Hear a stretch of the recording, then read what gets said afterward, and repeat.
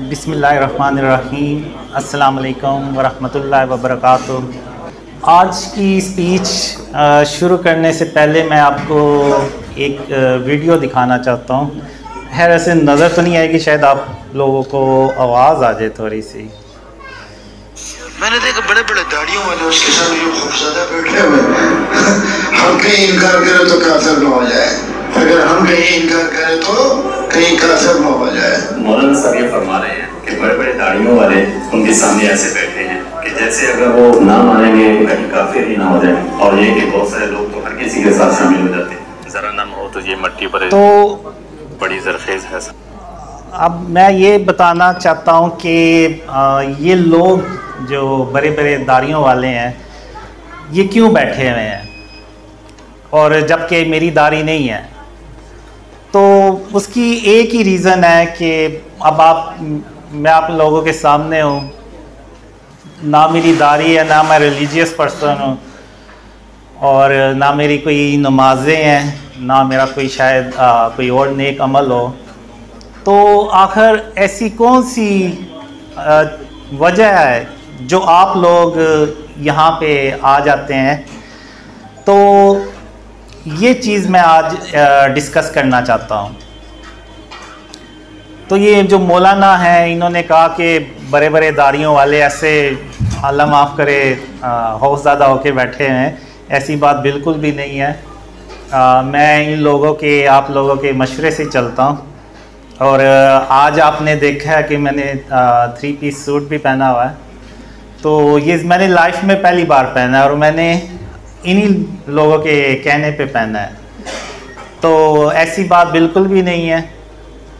अब मैं ये बताना चाहता हूँ कि ये लोग क्यों यहाँ पे बैठे हुए हैं। यानी अगर आप देखें तो पूरी दुनिया से लोग बिलीव करते हैं ड्रीम्स का, तो वो क्यों करते हैं?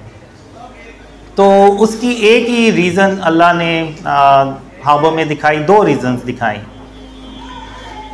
तो पहली तो ये कि अगर अल्लाह रहमान ना होता तो आज ना मैं यहाँ पे होता और ना आप लोग यहाँ पे होते।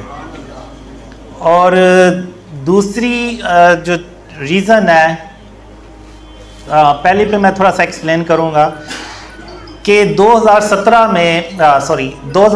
में जब मैं अंधेरों में डूबा हुआ था तो मैं अपने आप से कहा करता था कि जो मेरे नबी मोहम्मद सल्लल्लाहु अलैहि वसल्लम खातमुन नबीयीन वो जालों में चला करते थे, बल्कि जहाँ से गुज़रते थे अंधेरों से भी गुज़रते थे तो वहाँ भी उजाले हो जाते थे अल्लाह की रहमत से। तो मैं कहाँ पे अंधेरों में डूबता चला जा रहा हूँ। तो तब मैंने 2007 में अल्लाह को पहली बार रहमान कह के बुलाया। तो और मैंने अल्लाह से कहा कि बेशक मैं ए रहमान, बेशक मैं गुनहगार हूँ और बेशक तू ही पाक है, और बेशक मैं ही गुनहगार हूँ। और अगर तूने मेरे हाल पे रहम के साथ तवज्जो ना फरमाई और मुझे इन अंधेरों से बाहर ना निकाला तो मैं मोहम्मद सल्लल्लाहु अलैहि वसल्लम का उम्मती होने के बावजूद घाटा पाने वालों में से हो जाऊंगा। तो ये मैंने दुआ अल्लाह से की।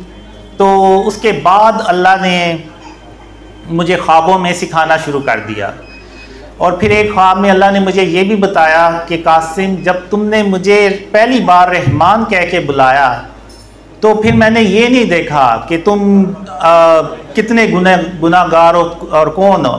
फिर मैंने ये देखा बस कि मेरे बंदे ने मुझे रहमान कह के बुलाया, और अब ये मुझे प्रूफ करना है कि वो अल्लाह जो है वो रहमान है, सबसे बढ़कर रहमान है।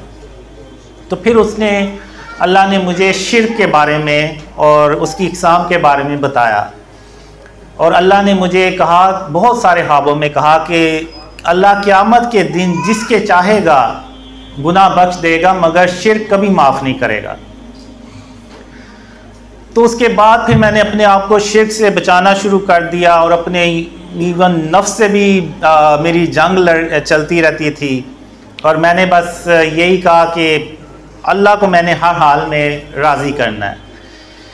तो अब ये जो कुछ भी हुआ, फिर अल्लाह ने मुझे ड्रीम्स दिखाए।